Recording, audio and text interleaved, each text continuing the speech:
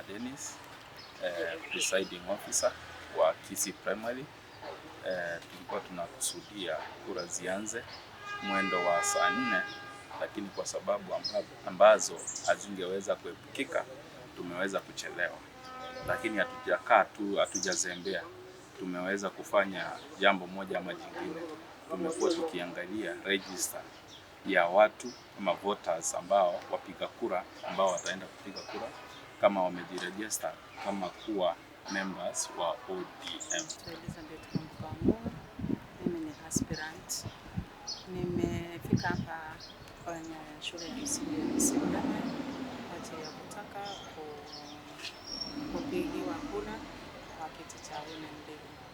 Lakini mpaka saa hizi tulikuwa tuanze hii exercise ilikuwa ianze saa 4, lakini mpaka saa hii bado hatujaanza kwa sababu ya makaratasi imechelewa. Pia tulikuwa tunaangazia mambo ya wale ambao wameregister, wale ambao wanawania viti. So far tumeweza kuangazia kama women rep, tumepata wenye kiti 3, tumepata hawa katibu na wengine. Tuko karibu kujaza watu 10 katika women rep. Youth rep tumeweza kujaza vile vile na mainstream vile vile. Kitu ambacho tunangoja kufika sasa ni register. Register ikishafika watu wataanza kupiga kura ili waweze kuchagua viongozi wao.